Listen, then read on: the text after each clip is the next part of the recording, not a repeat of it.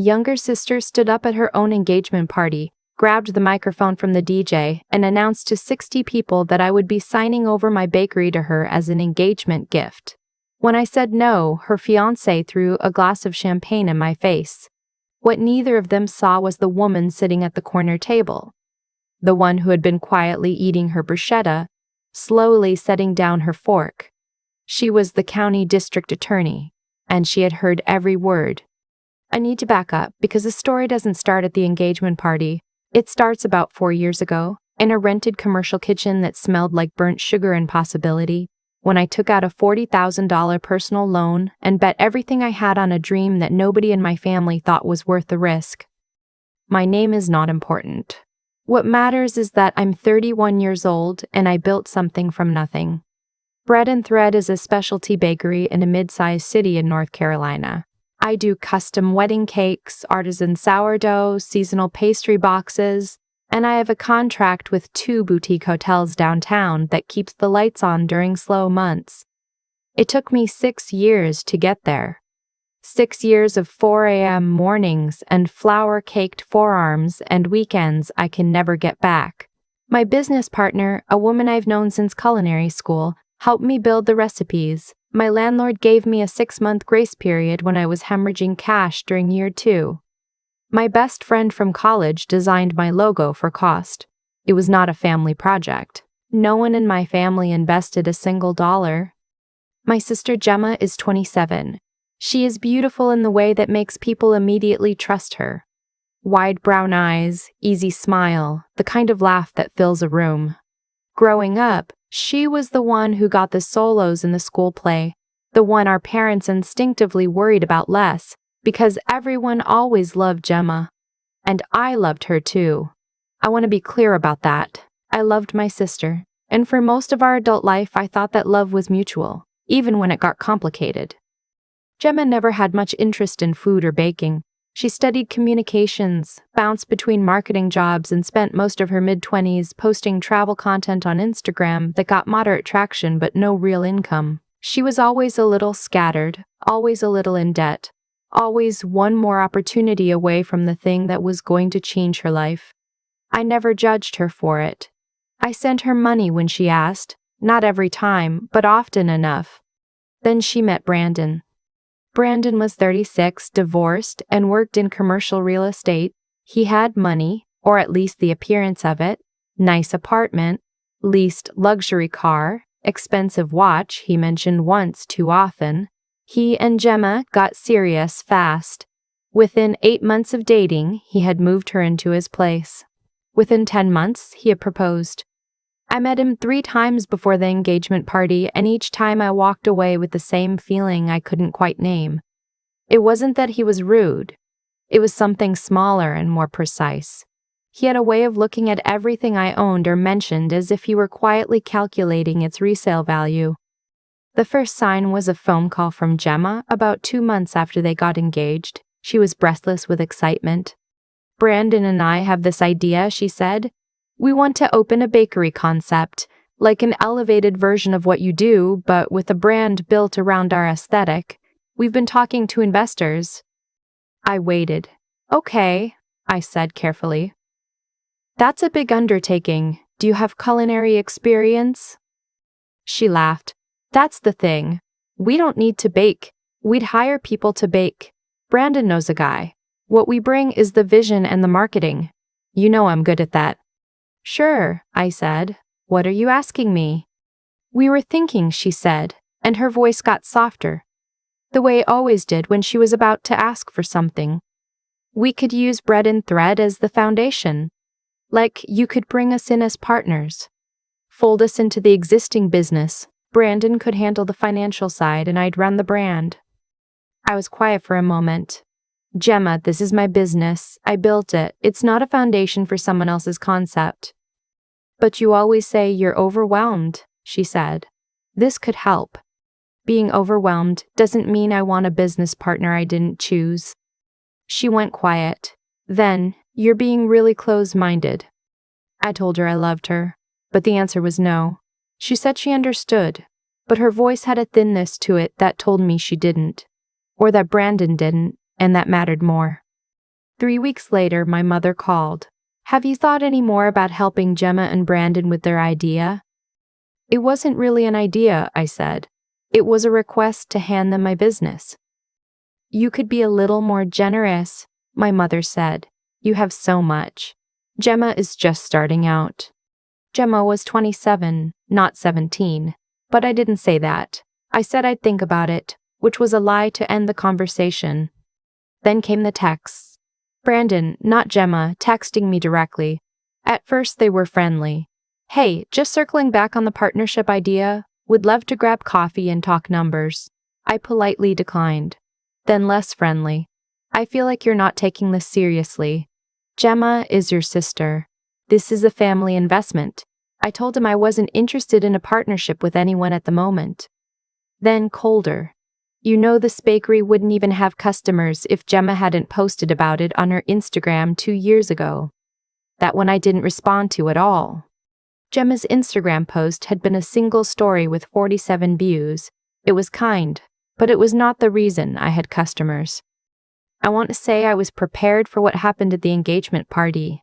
I wasn't. I thought maybe they'd given up.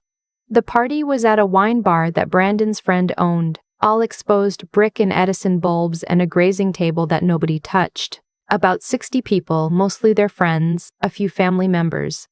My parents were there. My aunt drove up from Charlotte. I sat with my cousin and tried to have a good time. I bought them an expensive gift. I had written a heartfelt card. The toast started around 8. Brandon's best friend made a joke I didn't quite catch. Gemma's old roommate cried a little. Then Gemma stood up and someone handed her the DJ's microphone and the room went warm and expectant. She thanked everyone for coming. She said something beautiful about finding your person. Then she looked at me across the room and something in her expression shifted. Just slightly. Just enough that I felt it before I understood it. And I have to say something about my big sister, she said, smiling in a way that didn't reach her eyes. Because she has been on this incredible journey building her bakery. And Brandon and I have been talking and we'd decided for our engagement gift, we'd love for her to bring us on officially. Sign Bread and Thread over to a joint ownership.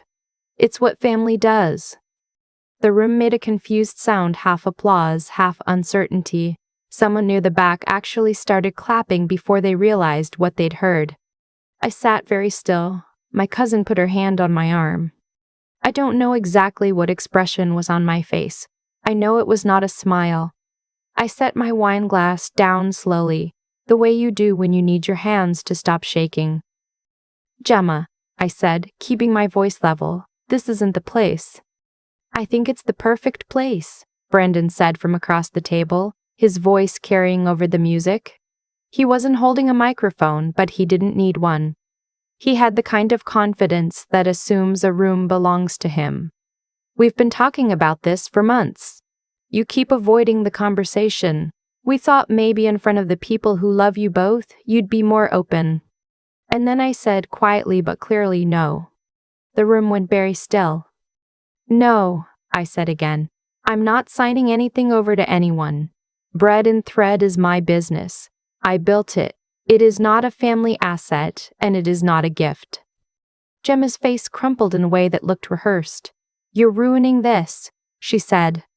Brandon stood up, and before I fully understood what was happening, he picked up his champagne flute and threw the contents across the table at me.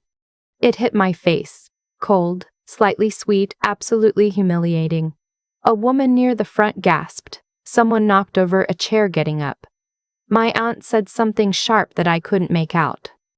I sat there with champagne dripping off my chin in front of 60 people and I thought, I am 31 years old.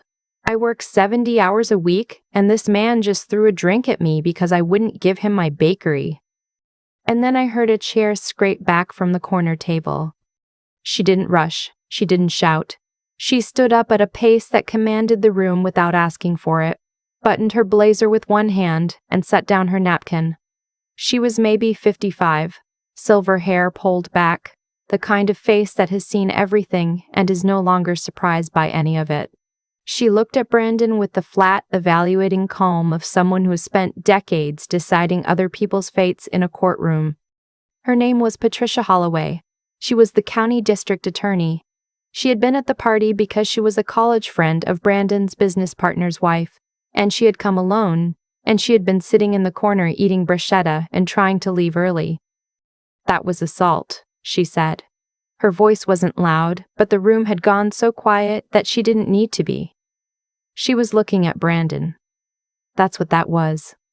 I want to be clear because sometimes people confuse the word assault with something lesser. Throwing a liquid at another person intentionally is a criminal act. I am the county district attorney. I have just watched you commit it in front of approximately 60 witnesses. Brandon laughed. He actually laughed. "It's champagne," he said. "It's a party. Relax." "Sir," Patricia said, and the single word landed like a gavel, "I would strongly advise you to stop talking." She walked over to me. She didn't touch me, but she turned so that her body was between me and the table where Brandon was standing, which was the most physically protected I had felt all night. She looked at me directly. No pity, no performance, just assessment. "Are you all right?" she asked. "I'm fine," I said. My voice was steadier than I expected. "Do you want to press charges?" I looked at Brandon. He had gone pale. Gemma was gripping his arm, her champagne flute still in her other hand, frozen. "Yes," I said. "I do." I didn't say it loudly, but everyone in that room heard me. What followed was not dramatic in the way movies would have you believe. There was no screaming, no security team, no one being dragged out. Patricia made a phone call in the hallway, very brief, very composed. 2 officers arrived about 20 minutes later. Brandon was not arrested on the spot. That's not how it usually works with misdemeanor assault. But he was informed that charges were being filed, that a witness statement had already been given by a county DA, and that he should expect to hear from the city attorney's office. He and Gemma left together. She didn't look at me on the way out. My parents stood in the middle of the room looking the way parents look when they've realized something about their children that they can never unrealize. My aunt found me in the bathroom where I was washing champagne out of my hair, and she handed me a dry cocktail napkin and didn't say anything for a long moment. "That man," she finally said, "has the eyes of someone who has never been told no before." "He's heard it now," I said. Patricia found me before she left. She gave me her card and told me to call her assistant in the morning, that she would make sure the case was handled by someone she trusted. She said it matter-of-factly, the way a plumber gives advice about a pipe. "This is what needs to happen, here's how it works. Call me." I thanked her. She waved it off. "You didn't do anything wrong," she said. "I want you to understand that. Saying no to something that isn't theirs to ask for is not a wrong." I drove home alone that night. I sat in my car in my apartment parking lot for probably 20 minutes before I went inside. My hands were shaking again, now that the adrenaline had cleared. I thought about the 60 people in that room, all of them watching me get champagne thrown in my face for refusing to give away something I had bled for. I thought about my parents' faces. I thought about the way Gemma had looked at me, not with anger, but with the specific wounded expression of someone who had been caught and was choosing to play victim anyway. I called my lawyer at 9:30 at night. He picked up, which told me a lot about the kind of lawyer he was. I told him everything, the phone calls, the texts from Brandon, the engagement party, what Patricia had said. He was quiet through most of it, asking short clarifying questions. When I finished, he said, "Okay, a few things are going to happen now. First, you are not going to contact Gemma or Brandon. Not tonight, not this week, not until this is resolved. All communication goes through me." "My parents are gonna call," I said. "Let them leave voicemail," he said. He told me to write down everything I could remember from the past several months. The texts, the calls, the specific language Brandon used. Dates if I could recall them. He said Brandon's text saying the bakery wouldn't have customers without Gemma's Instagram was particularly interesting. "He's been building a narrative of entitlement in writing," he said. "That's either very stupid or very arrogant." "Both," I said. "Good," he said. "People who are both tend to keep going. And every time they go, they hand us more. He was right. Brandon couldn't stop himself. 3 days after the party, he texted me from a new number. I assume because my lawyer had told him not to contact me from his regular one. Or maybe Patricia had, and he thought a new number was clever. You should know that Gemma is devastated. This family will not forget what you did. I forwarded it to my lawyer without responding. 2 days after that, Gemma posted a long caption on Instagram about toxic family members who let success make them selfish. She didn't tag me or mention the bakery by name, but she used a photo from a family Christmas 3 years ago that had me in it, standing next to her, smiling. The comments filled up with supportive strangers calling me things I won't repeat. My lawyer had it flagged for defamation documentation. My parents called every day for a week. I let most of it go to voicemail as instructed. Finally, my mother left a message that was quiet and tired in a way that made me pick up the next time. "I'm not calling to fight," she said when I answered. "I just need to understand what happened." I told her. The whole thing, from the first phone call about the partnership to Brandon's texts to the champagne. I read her Brandon's exact words from the messages I'd saved. She was quiet for a long time. "He threw a drink at you," she said finally. "It wasn't a question." "Yes." "In front of 60 people." "Yes." Another long pause. "Your father and I didn't know it had gotten that far," she said. "Gemma told us you'd been distant. She said you weren't returning her calls." "She was right," I said, because every call ended with her asking for something I'd already said no to. The silence stretched out between us. I heard my mother exhale. "I'm sorry," she said. I don't think we pushed back enough. When she told us about the bakery idea, we thought it sounded nice. We didn't think about what we were asking you to give up." That sentence cracked something in my chest that I'd been keeping sealed shut for a week. I didn't cry on the phone, but it was close. "I need you to stay out of it," I told her, "not because I'm shutting you out, but because my lawyer is handling this, and if you're in the middle, it complicates everything." "Okay," she said. "Okay, we'll stay out." My father didn't call again after that. I think my mother explained it to him in a way that landed harder than anything I could have said myself. Meanwhile, Brandon, to his continued detriment, kept talking. His lawyer apparently advised him to reach out to me through a mutual family connection, Gemma's godmother of all people, to suggest that we resolve this quietly. The message, passed through a 70-year-old woman who had no idea what she was carrying, was that Brandon was willing to make a goodwill financial gesture in exchange for me dropping the charges and signing a document saying I would not pursue civil action. My lawyer responded in writing, firmly and immediately, that this constituted an attempt to obstruct the legal process, and that any further communication through intermediaries would be treated as further evidence of bad faith. That was when Brandon got quiet. His lawyer, apparently a smarter person than he was, finally convinced him to stop. The court date was 6 weeks after the party. By the time we walked into that building, the original misdemeanor assault charge had been joined by documentation of harassment. The text from the new number, the social media post, the attempted settlement through a third party. My lawyer had also filed a civil defamation complaint regarding the Instagram post, which named my business in its metadata tags even if it didn't mention me by name. Patricia Holloway was not the prosecutor. That would have been a conflict of interest. But she had submitted a formal witness statement that the prosecutor told my lawyer was, and I'm quoting from his description, unusually thorough. When a district attorney writes a witness statement, the language is precise in ways that a civilian statement simply isn't. Every element was there: the location, the time, the exact words spoken, the physical action, the resulting humiliation. It was airtight. Brandon's attorney tried to reframe it as a misunderstanding. My client was emotional at his engagement party, the attorney said. What occurred was an impulsive reaction, not a calculated act of violence. The champagne was a reflexive gesture of frustration. At a woman who said no to a financial demand, the judge said, cutting him off. She was maybe 40, glasses, no patience for euphemism. Is that the argument you're making? The attorney recalibrated. My client is a first-time offender with no criminal record. We believe a deferred sentence with anger management.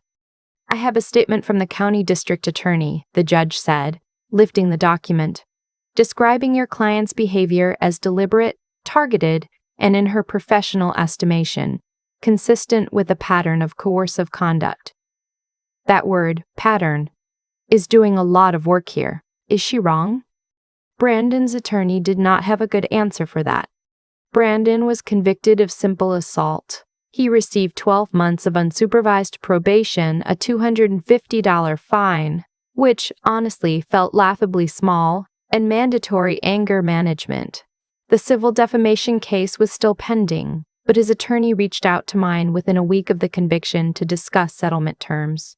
We settled quietly for a number I won't disclose, but enough to cover 6 months of my bakery's operating costs. Gemma did not come to court.